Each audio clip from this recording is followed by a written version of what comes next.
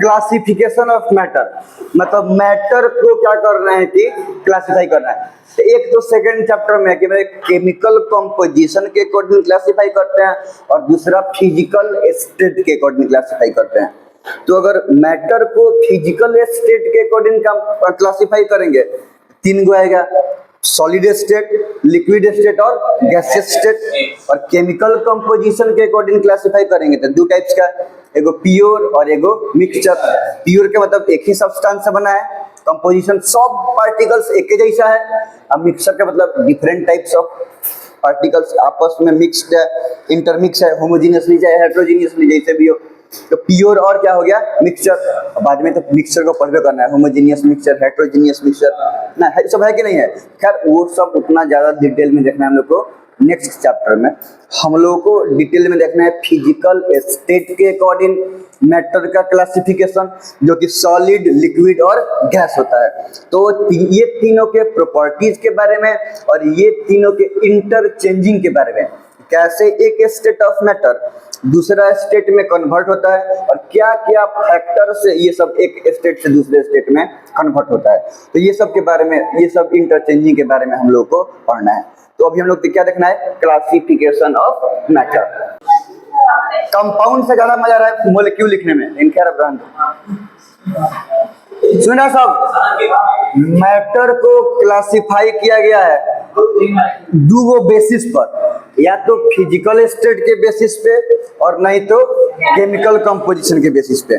तो अगर हम बात करें कि मेटल को फिजिकल स्टेट के बेसिस पे तीन पार्ट में डिवाइड किया गया है, सॉलिड, लिक्विड और gas. Solid state, liquid state and gaseous state. और केमिकल कंपोजिशन के बेसिस पे, मतलब वो उसका मॉलिक्यूल्स केमिकली कैसे बिहेव कर रहा है, दो टाइप्स का, एगो प्योर और दूसरा मिक्सचर। प्योर में आएगा एलिमेंट और कंपाउंड।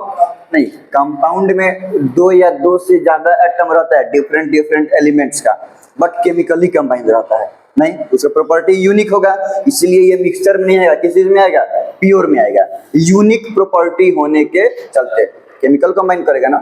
और मिक्सचर दो टाइप्स का, होमोजीनियस और हेटेरोजीनियस। होमोजीनियस मिक्सचर में अगर सॉल्यूशन आएगा, हेटेरोजीनियस मिक्सचर में कोलोइडल सॉल्यूशन, जिसको सोल भी बोलते हैं सिंपली, और हेटेरोजीनियस मिक्सचर में कोलोइडल सॉल्यूशन और सस्पेंशन। कोलोइडल सॉल्यूशन को सोल भी बोला जाता है, पढ़ेंगे हम लोग भी सेकंड चैप्टर में। सस्पेंशन का भी वही बात है, वो दोनों हेटेरोजीनियस सॉल्यूशन में आता है। हेटेरोजीनियस में सॉल्यूशन समझ में आ रहा है ना? हाँ, तो बस तुम नहीं आया था। जब सेकंड चैप्टर पढ़ाएंगे ना, फर्स्ट चैप्टर में पढ़वे नहीं करना है। ये वाला पोर्शन हम लोग को पढ़ना है ये चैप्टर में, इस चैप्टर में सॉलिड, लिक्विड, गैस, इसके इंटरचेंजिंग के बारे में। और ये वाला चैप्टर है प्योर, मिक्सचर, सब ये वाला चैप्टर पढ़ना है हम लोग को सेकंड चैप्टर में। सेकंड चैप्टर में है is matter around us pure. बोलो ना, नहीं निकलना है। अपना से आदमी बनना सकता है, जब पढ़ेगा डेंसिटी सब के बारे में, वॉल्यूम सब के बारे में, तो पढ़ सकता है। अच्छा, यहाँ पे आएगा, थोड़ा सा बना के बता देंगे। तो ये अभी हम लोग किस चीज के बारे में पढ़ना है, फिजिकल स्टेट के अकॉर्डिंग, यानी कि सॉलिड के बारे में, लिक्विड के बारे में और गैस के बारे में। ये वाला पढ़ना है नेक्स्ट चैप्टर में। तो अब हम लोग शुरू करते हैं किससे, पहले का सेट ऑफ मैटर से, और ये हो गया हमारा सॉलिड। कितना, अब हम शुरू करते हैं सॉलिड स्टेट से। तो अगर सॉलिड स्टेट की कुछ प्रॉपर्टी की बात की जाए तो जनरल बहुत सारा बात जो हम लोग को पता रहता है। क्या, तो सॉलिड का शेप, साइज दोनों फिक्स रहेगा, लिमिटेड बाउंड्री रहेगा, वॉल्यूम भी फिक्स रहता है। सॉलिड का डेंसिटी तीनों के रेस्पेक्ट में सबसे ज्यादा होगा, ऑलमोस्ट इनकम्प्रेसिबल है, उसको कंप्रेस कुछ है, जैसे कि स्पंज हो गया, तो स्पंज ये सब कंप्रेस, फोम को नहीं दबने पर दब जाता है, रसगुल्ला ये सब दबने पर दम जाता है। तो होता है कि अंदर में एयर ट्रैप रहता है, जैसे दबते हैं तो खाली स्पेस में चला जाता है, एयर बाहर निकल जाता है, फिर जैसे छोड़ेंगे फिर से वापस वो अपने पहले वाले स्टेट में आ जाएगा। तो डिफॉर्म्ड स्टेट में वो शेप में तब तक रहेगा जब तक उस पर फोर्स लगाए हुए हैं, तब जब तक दबाए हुए हैं तब। फोर्स लगाए कि नहीं, जिसे छोड़ेंगे वो वापस अपने पहले वाले स्टेज में आ जाएगा। तो ऐसा नहीं कि वो सब सॉलिड नहीं है, वो सब भी सॉलिड है। वो दबने से दब तो गया है लेकिन लिक्विड नहीं हुआ, वो अभी भी क्या है कि सॉलिड ही है। वो इसका शेप डिफॉर्म्ड क्यों हो गया है? क्योंकि अंदर में स्पेस है, एयर ट्रैप है, दबने पर एयर बाहर निकल गया और वो जगह पे उसका बाकी सारा मैटर चला गया, तो वो भी सॉलिड ही है। खैर, तो ये फॉर्म है जो कंप्रेसिबल है, उसको कंप्रेस किया जा सकता है। बाकी अगर हम ये तीनों कैरेक्टरिस्टिक से टेली करें तो सॉलिड का inter molecular force of attraction बहुत ज्यादा होगा, पार्टिकल्स एकदम टाइटली पैक्ड होता है। नहीं, सॉलिड फ्लो नहीं करता है। हम लोग पढ़ते हैं कि लिक्विड और गैस फ्लो करता है, इसलिए उसको फ्लूइड बोलते हैं, लेकिन सॉलिड फ्लो नहीं करता है। दूसरा, अगर सेकेंड कैरेक्टरिस्टिक्स की बात करें तो सॉलिड के पार्टिकल्स के बीच में स्पेस बहुत कम रहेगा। अब जब स्पेस बहुत कम रहेगा तो सॉलिड के पार्टिकल्स मूव नहीं करेगा। जब मूव नहीं करेगा तो अपने ऐसा नहीं है कि वो स्टेट मतलब रेस्ट में भी है, रेस्ट के स्टेट में है, मूव नहीं करेगा, लेकिन जहां पे है उसी जगह पे क्या करेगा कि वाइब्रेट करेगा, तो अपने पोजीशन पर वाइब्रेट करता है, कोई दिक्कत नहीं है ना। तो ये कुछ प्रॉपर्टीज हो गया किसका? सॉलिड का। रिजिड होता है, इसके इतना रिजिड लिक्विड और गैस नहीं होगा। अच्छा, माने कि अगर हम यहाँ पे हवा है, यहाँ पे बीच में क्या है, हम हवा से होकर हम अपना हाथ को इसे हिला ले रहे हैं, हाथ नीचे से लेकर ऊपर किए कि नहीं किए, तो हवा है तो पार्टिकल्स दूर दूर है, पार्टिकल्स को चिरता उड़ता हमारा हवा क्या हुआ कि निकल गया, हाथ को महसूस नहीं हुआ कि बीच में कौन स्टेट का पार्टिकल आया है। अगर बीच में पानी भी रहता तो हम लोग हाथ को आराम से इसे कर लेते हैं, हाँ, लेकिन महसूस होता बीच में पार्टिकल्स का डिस्टर्बेंस हो रहा है, थोड़ा सा ऐसा ऊपर से नीचे ले जाने में या नीचे से ऊपर ले जाने में थोड़ा सा दम लगता, मतलब थोड़ा सा बाधा क्रिएट करता। लेकिन बीच में सॉलिड रहता तो मान लो कि बीच में अगर शीशा है पूरा, तो बीच में एक पूरा का छोड़ो, एक पतला सा पटरी है, तो यहाँ करने पर चोट लगेगा कि नहीं लग जाएगा? तो क्यों? क्योंकि सॉलिड का पार्टिकल्स एकदम टाइटली पैक्ड है, ऐसे करेंगे तो पार्टिकल्स अलग अलग नहीं होगा, तो हम लोग को क्या होगा कि चोट लग जाएगा, टकरा जाएगा, डिस्टर्बेंस हम लोग को हो जाएगा, बाधा बहुत ज्यादा, हर्डल बहुत ज्यादा होगा हमारे हाथ को। लिक्विड में कम हर्डल हो रहा था क्योंकि पार्टिकल्स के बीच में स्पेस है, फोर्स कम है, इंटरमोलिकुलर फोर्स, तो उससे करंट को काटने में हर्डल कम होगा। गैस में तो ऑटोमेटिक पहले ही से दूर दूर है, तो इसे करने में कोई प्रॉब्लम नहीं होगा। तो ये कुछ प्रॉपर्टीज होता है सॉलिड का। इतना बात हम लोग अभी लिख लेते हैं, सॉलिड से शुरू करते हैं, सॉलिड्स का प्रॉपर्टी। ठीक,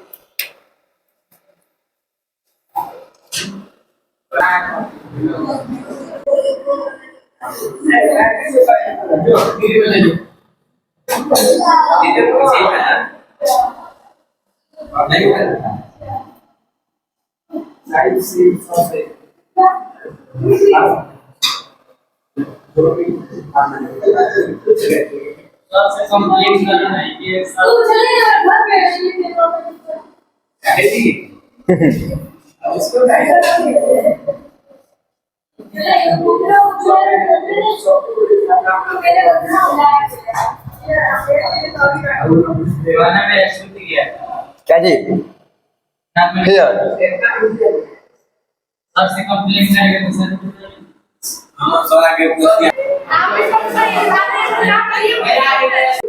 हम लोग सॉलिड स्टेट के बारे में पढ़ रहे हैं। देखो, सॉलिड स्टेट में जो कुछ एग्जांपल है सब किसी को पता है, नहीं पेन टेबल चेयर फलाना ठिकाना ये सब तो हम लोग आसपास में देखते हैं, तो देखते ही समझ में जाएगा कि वो क्या क्या चीज है जो सॉलिड है। मैटर तो ऑलमोस्ट सब है, क्या क्या चीज है जो सॉलिड है, क्या लिक्विड है और क्या गैस है। अब सॉलिड के कुछ प्रॉपर्टीज के बारे में बात करें तो सॉलिड है फिक्स्ड शेप, वॉल्यूम और डेफिनिट बाउंड्री। ये सॉलिड है, ये शेप फिक्स है, कभी भी ये सिलिंड्रिकल है तो कभी भी कुछ ऐसा ही नहीं रहेगा कि कभी सिलिंड्रिकल से क्यूबिकल बनेगा, क्यूबॉइडल बनेगा, स्फेरिकल बनेगा। इसका शेप क्या है? फिक्स। और जैसा इसका बाउंड्री है वो बाउंड्री भी क्या है? लिमिटेड है। कभी देखा था कि बढ़ कितना बड़ा हो गया है, घट कितना छोटा हो गया है, मोटा गया है, तो बाउंड्री भी इसका क्या है कि फिक्स्ड है, डेफिनिट बाउंड्री है। तो शेप साइज बाउंड्री सब क्या होता है कि फिक्स होता है। किसका? सॉलिड का। वॉल्यूम भी फिक्स रहेगा, मतलब अगर इसका वॉल्यूम अगर हम निकालेंगे सिलेंडर का वॉल्यूम तो कहीं भी थोड़ा देर बाद निकालेंगे, कितना दिन बाद निकालेंगे, तो वॉल्यूम कभी हमेशा क्या रहेगा कि इतना ही रहेगा। तो वॉल्यूम में कन्वर्ट मतलब वॉल्यूम में ज्यादा कम नहीं होगा। तो वॉल्यूम भी सॉलिड का क्या होता है कि फिक्स होता है। ठीक है, नेक्स्ट ये है कि solid can not be compressed easily. Solid को अब इसको कितना दाबेंगे तो कंप्रेस हो पाएगा? नहीं कंप्रेस हो पाएगा। तो सॉलिड को इजीली कंप्रेस नहीं किया जा सकता है, टूट जाएगा। टूटना क्या मतलब? इन कंप्रेस्ड हो गया। तो जो सॉलिड मैटर है वो मैटर को कंप्रेस करना है। एक मान पेन है ये अंदर खा जाएगा, टूट गया तो कंप्रेस थोड़ा हुआ, तो खाली स्पेस में चला गया तो टूट गया। अब जो टूट के निकला उसको कंप्रेस करके पतला कर दो, वो हुआ कंप्रेस करना। समझ में रहा क्या बोल रहे हैं हम? तो सॉलिड को कंप्रेस, हम ये बोल रहे हैं कि सॉलिड को इजीली कंप्रेस नहीं किया जा सकता है, मतलब ऑलमोस्ट ये इनकंप्रेसिबल है, इसको कंप्रेस नहीं किया जा सकेगा। बोले थे फोम है, तो फोम को दाबने पे या स्पंज रसगुल्ला सब को दाबने पे नहीं, वो भी तो फोम बोलते हैं वही। तो स्पंज क्या हो सकता है कि कंप्रेस हो सकता है, लेकिन तब तक के लिए ही कंप्रेस्ड रहेगा जब तक के लिए हम उस पर फोर्स लगाए हुए हैं तब। फिर जैसे ही इसको रिलीज करेंगे अपने पहले वाले शेप में आ जाएगा। कौन? सॉलिड। तो ये तो हो गया क्या वाला? कंप्रेसिबिलिटी वाला, मतलब ये हाईली इनकम्प्रेसिबल है, कंप्रेसिबल नहीं है। अच्छा, डेफिनिट बाउंड्री की अगर बात करें तो घर पे लड़की सब रबड़ लगाता है सब, रबड़ तो पहले इतना बड़ा है, लमराने पे बड़ा हो जाता है, फिर छोड़ने पे क्या होता है कि छोटा रहता है। हाँ, तो वो सब एक स्पेशल प्रॉपर्टी होता है सॉलिड में, वो भी सब सॉलिड में नहीं, जिसको बोलते हैं इलास्टिसिटी। तो जिस इस सबके पास मान इलास्टिसिटी एकदम जीरो है, इसे लंबरेगा मेरेगा नहीं। कौन कौन होता है सॉलिड सब्सटेंस जो इलास्टिक होता है? इलास्टिक का मतलब हाँ लंबर जाएगा, लंबरुआ होता है। तो वो इलास्टिक होता है, मतलब अगर हम उस पर फोर्स लगाएं तो बड़ा या छोटा हो सकता है। स्प्रिंग में भी तो दाबने पर दब जाएगा, फिर छोड़ने पर बड़ा हो जाएगा। तो ये बात ध्यान में रखो। तो ऐसा भी नहीं है कि वो अपना शेप साइज वॉल्यूम तो हुक्म नहीं करेगा कुछ कम या ज्यादा। तो शेप साइज की बात करें, हाँ तो साइज बदलता है या शेप बदल रहा है। तो अगर हम ऐसे कीजिए तो बड़ा हो गया, और फिर छोड़ देंगे तो छोटा, दाबें तो छोटा हो गया। ऐसे होता है कि नहीं होता है? तो बड़ा तभी तक रहेगा जब तक उस पे हम फोर्स लगाए हुए हैं। जैसे ही छोड़ेंगे ऑटोमेटिक वो क्या होगा कि अपने पहले वाले साइज में आ जाएगा। तो वो फोम हो गया, चाहे स्प्रिंग, वो सब इलास्टिसिटी के चलते, इलास्टिसिटी पढ़ना है तो उसके चलते वो सब शेप साइज चेंज हो सकता है, लेकिन बस तभी तक जब तक उस पे एक्सटर्नल फोर्स लगाया गया है। इंटरनल अपने आप नहीं, एक्सटर्नल फोर्स लगाएंगे तब क्या होगा कि उसका शेप चेंज होगा। फिर जैसे छोड़ेंगे वो अपने पहले वाले शेप को रिजेन कर लेगा। ठीक। सॉलिड और रिजिड सबको पता है, सॉलिड कठोर होता है नहीं, सॉलिड हालांकि कहीं कहीं पानी से चोट लगता है, तो पानी में कूद जाओ तो चोट नहीं लगेगा। कैसे वाटरफॉल है, झरना ऊपर से गिर रहा है तो ऊपर से क्या करते हैं, नीचे जाके खड़ा होकर चोट लगता है। इवन बारिश के दिन में मान एक ताला पे अगर एक ताला छत पर से जब पानी गिरता है तो कम महसूस होगा, लेकिन महसूस होता है। दो ताला पर से अगर गिरे पानी ऊपर से नीचे तब जाके नीचे खड़ा लगेगा कि उसको फाड़ देगा। समझ में आ रहा है? तो ऐसा नहीं है कि मतलब, खैर अगर रिजिडिटी की बात करें तो सबसे ज्यादा रिजिड कौन रहेगा? सॉलिड। लिक्विड गैस उसके पास उतना नहीं है। सॉलिड रिजिड होता है, चोट भले लगता है लेकिन रिजिड नहीं है। ऊपर से गिर रहा है तो पार्टिकल्स कस के आ रहा है। Solid have strong intermolecular force of attraction. हम लोग तो प्रॉपर्टीज में पढ़ ही चुके हैं कि सॉलिड का फोर्स ऑफ अट्रैक्शन बहुत ही ज्यादा स्ट्रॉन्ग है, टाइटली एकदम कॉम्पैक्टली पैक्ड है, तब इन पार्टिकल्स एकदम पास में है नहीं। तो सॉलिड का इंटरमोलिक्यूलर फोर्स ऑफ अट्रैक्शन बहुत क्या होता है कि strong. In fact solid liquid gas में सबसे ज्यादा होता है। Solid have melting and boiling point above room temperature. Melting point भी और boiling point. Solids have melting and boiling point above room temperature. ध्यान से सुनो, मेल्टिंग पॉइंट वो पॉइंट है जिस टेम्परेचर पर कोई भी सॉलिड लिक्विड में कन्वर्ट हो जाए, और बॉइलिंग पॉइंट वो पॉइंट है जिस टेम्परेचर पे कोई भी लिक्विड। अब बात समझो, अब अगर मेल्टिंग पॉइंट सॉलिड का रूम टेम्परेचर से ज्यादा है, ध्यान से बात समझो, एबव है, ABOVE, हम ये बोल रहे हैं कि बीच में इसी तरह से नहीं टोकना, बार बार बोलते हैं कि अगर सॉलिड का मेल्टिंग पॉइंट क्या है कि ज्यादा है तो रूम टेम्परेचर, मान लो कि रूम टेम्परेचर हम ऑलमोस्ट 20 डिग्री लेके चलते हैं।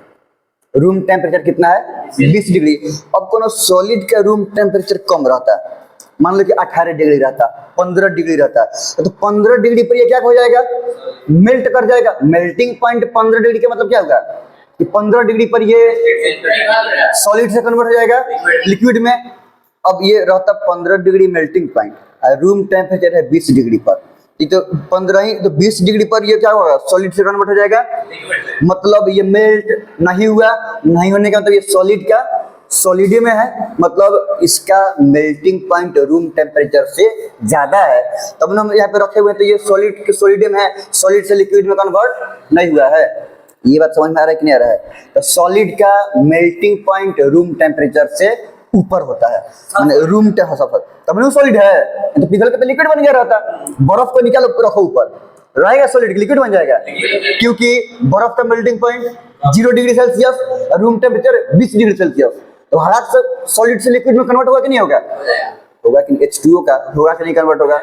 तो सॉलिड सॉलिड इसीलिए है, सॉलिड सॉलिड क्यों है? क्योंकि उसका मेल्टिंग पॉइंट रूम टेम्परेचर से ज्यादा है। अगर रूम टेम्परेचर से कम रहता तो रूम टेम्परेचर पर ही क्या होता कि सॉलिड से कन्वर्ट होके लिक्विड में कन्वर्ट हो जाता, कोई दिक्कत नहीं है ना। तो सॉलिड का मेल्टिंग पॉइंट रूम टेम्परेचर से ज्यादा है। Not only melting point, solid का बॉइलिंग पॉइंट भी रूम टेम्परेचर से ऊपर होता है। मान लो कि इसका बॉइलिंग पॉइंट बॉयल सॉलिड से लिक्विड, लिक्विड से गैस 20 डिग्री है, अब 22 डिग्री मान लो कि रूम टेम्परेचर है, ठीक है। तो 20 डिग्री इतना तो इसको टेम्परेचर मिल ही रहा है, तो सॉलिड से गैस में कन्वर्ट हो जाएगा, सॉलिड से लिक्विड, लिक्विड से बॉइलिंग का मैंने ये नहीं है कि गैस में कन्वर्ट होना, तो ये गैस में कन्वर्ट हो जाएगा कि नहीं हो जाएगा? एंड ये क्या है? सॉलिड, मतलब लिक्विड है, सॉलिड है, मतलब इसका बॉइलिंग पॉइंट बहुत ज्यादा है रूम टेम्परेचर से। तो सॉलिड का मेल्टिंग पॉइंट भी और बॉइलिंग पॉइंट भी रूम टेम्परेचर से। तो कोई पूछे कि सॉलिड सॉलिड क्यों है? क्योंकि सॉलिड का मेल्टिंग पॉइंट रूम टेम्परेचर से ज्यादा है। अगर सॉलिड का मेल्टिंग पॉइंट, चाहे किसी भी चीज का मेल्टिंग पॉइंट रूम टेम्परेचर से कम हो, तो उसी को एनर्जी को ऑब्जर्व करके वो लिक्विड में कन्वर्ट हो जाएगा, तब वो सॉलिड सॉलिड नहीं रहेगा, अब वो हो जाएगा लिक्विड। और कोई गैस गैस क्यों है? आगे पढ़ेंगे। क्योंकि गैस का बॉइलिंग पॉइंट रूम टेम्परेचर से कम है, रूम टेम्परेचर से कम है, तब मैंने वो लिक्विड उतना ही टेम्परेचर ऑब्जर्व करके कन्वर्ट हो गया है गैस में। तो कौन सा स्टेट में प्रेजेंट रहता है? गैस में प्रेजेंट मिलता है, तो बॉयल होकर गैस में वेपराइज हो गया है, गैस में कन्वर्ट हो गया है, तब ना गैस में रहता है। अगर लिक्विड की बात करें, अभी बताते हैं लिक्विड की, तो लिक्विड लिक्विड क्यों है? क्योंकि लिक्विड का मेल्टिंग पॉइंट रूम टेम्परेचर से कम है, मेल्टिंग पॉइंट रूम टेम्परेचर से कम है, तब ना वो रूम टेम्परेचर इतना हीट एनर्जी एब्जॉर्ब करके कन्वर्ट हो गया है लिक्विड में। तो प्रेजेंट किस चीज में है? लिक्विड में है। और बॉइलिंग पॉइंट रूम टेम्परेचर से ज्यादा है, तब ना वो बॉयल नहीं हो रहा है, रूम टेम्परेचर पे लिक्विड में है, बॉयल नहीं हो रहा है, अपने गैस में कन्वर्ट नहीं हो रहा है। तो लिक्विड लिक्विड क्यों है? क्योंकि उसका मेल्टिंग पॉइंट रूम टेम्परेचर से कम है, जिससे कि वो मेल्ट कर चुका है और लिक्विड बन गया, और बॉइलिंग पॉइंट रूम टेम्परेचर से ज्यादा है, जिससे वो गैस में कन्वर्ट नहीं हुआ। और गैस गैस क्यों है?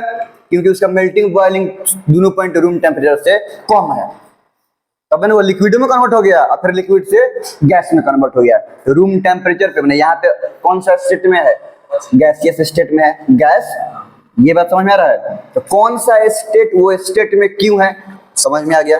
तो सॉलिड सॉलिड क्यों है? मेल्टिंग बॉइलिंग पॉइंट दोनों रूम टेम्परेचर से ज्यादा है, तो सॉलिड जब ज्यादा है तो मेल्ट नहीं करेगा, तो सॉलिड से लिक्विड में कन्वर्ट नहीं करेगा, अब बॉयल नहीं करेगा, लिक्विड से गैस में कन्वर्ट नहीं करेगा, सॉलिड का सॉलिड रहेगा। लिक्विड लिक्विड क्यों है? क्योंकि उसका मेल्टिंग पॉइंट रूम टेम्परेचर से कम है, जिससे कि मेल्ट करके बन गया है पानी, बन गया है लिक्विड, तो हो गया है लिक्विड, सॉलिड में नहीं है। और बॉइलिंग पॉइंट रूम टेम्परेचर से ज्यादा है, जिसके चलते वो बॉयल नहीं किया तो गैस में नहीं है, लिक्विड में। गैस गैस क्यों है? क्योंकि मेल्टिंग पॉइंट दोनों पॉइंट रूम टेम्परेचर से कम है, कम रूम टेम्परेचर लिक्विड से कन्वर्ट हुआ गैस में, तो वो गैस में हो गया है, वो लिक्विड में प्रेजेंट नहीं है। ये बात समझ में आ रहा है? तो वही हम यहाँ पे बता रहे हैं कि solid have melting and boiling point above room temperature, दोनों रूम टेम्परेचर से ज्यादा है, इसीलिए ये क्या है कि सॉलिड है। कौन सॉलिड है? तो अब समझ रहे कि स्पॉन्ज सॉलिड क्यों है, समझ में आ रहा है? तो भले ही कंप्रेसिबल है लेकिन फिर भी सॉलिड है। Solids have least intermolecular space ये तो सबको पता है। मोलिक्यूल मोलिक्यूल के बीच में स्पेस क्या है, कम। क्यों कम है, एकदम टाइटली पैक्ड है। जब टाइटली फोर्स ऑफ अट्रैक्शन बहुत ज्यादा है तो टाइटली पैक्ड है, तो दोनों के बीच का स्पेस क्या है, कम है। Solids have mostly high density, सही बात है। लिक्विड का जितना डेंसिटी होता है उस हिसाब से सॉलिड का डेंसिटी बहुत ही ज्यादा होता है। माने पर यूनिट, अब डेंसिटी के बारे में पढ़ेंगे हम लोग, पर यूनिट क्यूब में ज्यादा मास कॉन्सेंट्रेटेड रहता है। मास पर यूनिट वॉल्यूम ही होता है ना डेंसिटी का मतलब, मास पर यूनिट वॉल्यूम, माने पर यूनिट क्यूब में ज्यादा मास प्रेजेंट है तो क्या हो गया, डेंसिटी ज्यादा। कम मास प्रेजेंट रहता तो डेंसिटी कम रहता। तो सॉलिड का डेंसिटी मोस्टली ज्यादा होता है, हाई होता है। Solids are least affected by high pressure. Gas है, गैस पे कस के प्रेशर दो, गैस से कन्वर्ट हो जाएगा लिक्विड में, मॉलिक्यूल पास पास आ जाएगा। अब लिक्विड में आ गया, लिक्विड और मॉलिक्यूल के बीच में तो कुछ स्पेस होता है, कस के प्रेशर दो तो लिक्विड से कन्वर्ट हो गया सॉलिड में। ऐसा होता है, प्रेशर बढ़ाने पर गैस से लिक्विड में, लिक्विड से अब एकदम मॉलिक्यूल सट गया है, अब सट जाएगा क्या, अब सट गया, स्पेस है कहीं जाने के लिए, एडजस्ट करने के लिए, तो उसका प्रेशर कितना बढ़ाओगे तो कोनो फर्क पड़ेगा, नहीं पड़ेगा। तो वही बात लिखा गया है कि सॉलिड हाई प्रेशर से बहुत ही कम अफेक्टेड होता है, ठीक है। टूट जाएगा लेकिन अपने स्टेट को चेंज नहीं करेगा ज्यादा प्रेशर पे। Solid have highly ordered arrangement of particles. बात समझो, अगर पार्टिकल्स के अरेंजमेंट की बात करें, जब तीनों बताएंगे तो अच्छे से समझ में आ जाएगा। मान लो कि इतना दूर में गैस है, गैस के पार्टिकल्स कहीं दूर दूर है, कहीं ये जा रहा है, ये भाग रहा है, ये भाग रहा है, ये सब ये भाग रहा है, तो पार्टिकल्स का कोनो अरेंजमेंट है नहीं है, तो ये क्या हो गया हमारा गैस। अगर लिक्विड की बात करें तो पार्टिकल्स तो टाल है, पार्टिकल्स क्या है कि, लेकिन बीच बीच में स्पेस है, तो अपना स्पेस में एने ओने टहलते रहता है, तो यहाँ पर कोई अरेंजमेंट है नहीं है, तो ये क्या हो गया, इससे थोड़ा सा ज्यादा अरेंज तो हुआ। अगर हम सॉलिड की बात करें एकदम सटा हुआ है, एकदम क्या हुआ है कि तो एकदम ऑर्डर्ड वे में अरेंज्ड है कि नहीं है, ये समझ में आ रहा है। तो सॉलिड का पार्टिकल तीनों में सबसे बेटर क्या है कि अरेंज्ड होता है। तो solids have highly ordered arrangement of particles. Particles का अरेंजमेंट एकदम बहुत हाईली ऑर्डर्ड, माने ऑर्डर्ड फॉर्म में होता है। Particles of solid are not free to move and do not exert pressure on container. Last class में हम लोग बात किए थे, गैस के बारे में बात किए थे, नहीं जिसे बोलते थे कि वो हौज टंकी फाड़ देता है, गाड़ी का शीशा क्या होता है कि फूट जाता है। तो गैस का फोर्स ऑफ अट्रैक्शन है एकदम नेग्लिजिबल, दूर दूर भागेगा। अब भागेगा तो कंटेनर पे और ही ज्यादा फैलने के लिए, भागने के लिए कंटेनर पे फोर्स लगाएगा, जिसमें रखा जाएगा वो कंटेनर के वाल पर फोर्स लगाता है। लेकिन सॉलिड पैक न है, वो एने जइबे नहीं करना, उसको और ये समझ में आ रहा कि ना रहा, तो एक दूसरे को अट्रैक्ट करना था और क्लोज जाना है, दूर जाना नहीं। जब दूर नहीं जाएगा, लगे और आएगा तो कंटेनर में रखा जाएगा, तो कंटेनर के वाल पर फोर्स जब बाहर के जाना चाहेगा तब ना फोर्स लगाएगा। वो तो फोर्स ऑफ अट्रैक्शन बहुत ज्यादा है, कंपैक्टली पैक्ड है, बाहर जाना नहीं चाहेगा तो कंटेनर पे फोर्स फैलाव नहीं होगा, एक्सपेंड नहीं करेगा।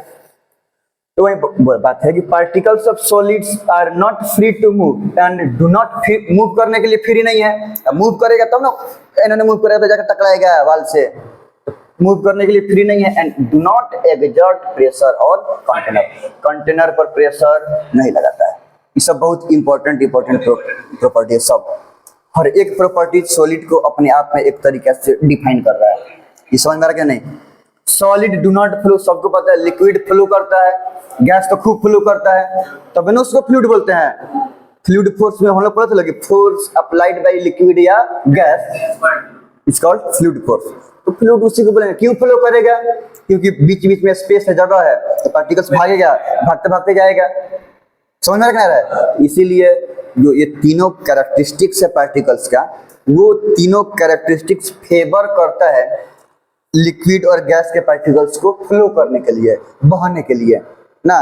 इंटरमोलिकुलर फोर्स कम होना, स्पेस होना, समझ में रखना रहा है। और ये क्या बच गया, intermolecular force of attraction, particles के बीच का स्पेस।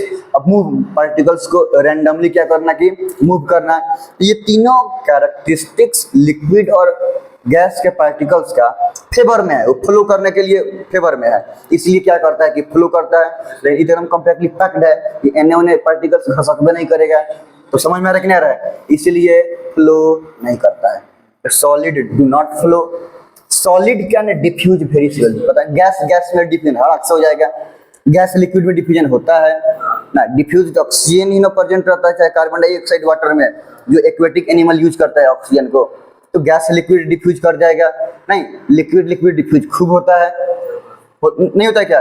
क्योंकि स्पेस है, रैंडमली मूव भी कर रहा है, तो स्पेस है तो अपने में एडजस्ट करने के लिए स्पेस भी दे रहा है। अब मूव कर रहा है तो जल्दी से इंटरमिक्स भी कर ले रहा है, तो डिफ्यूज करने के लिए खूब अलग कर रहा है। तो लिक्विड में गैस में डिफ्यूजन ज़्यादा रेट से होता है, गैस में तो खूब ज़्यादा रेट से होता है, लेकिन सॉलिड में ना ही स्पेस है, ना ही अपने में घुलाने के लिए मूव कर रहा है पार्टिकल्स। इसीलिए सॉलिड में बहुत बहुत स्लोली क्या होता है कि डिफ्यूजन होता है। बहुत पानी में, ईंटा को पानी में बुड़काओ तो पानी चल जाएगा, तो बहुत बहुत स्लोली कौन कौन है जिसमें थोड़ा बहुत। तो सॉलिड में डिफ्यूजन होता है। सॉलिड गैस में हम लोग पढ़ना है कोलोइड्स में, जब इज मैटर एरोस्फीयर पढ़ेंगे कि कैसे डिफ्यूजन हुआ है। सॉलिड का सॉलिड में, सॉलिड का लिक्विड में, liquid liquid liquid gas gas gas, तो ये सब देखना है, पढ़ना है, पढ़ेंगे सब पढ़ना है बढ़िया से।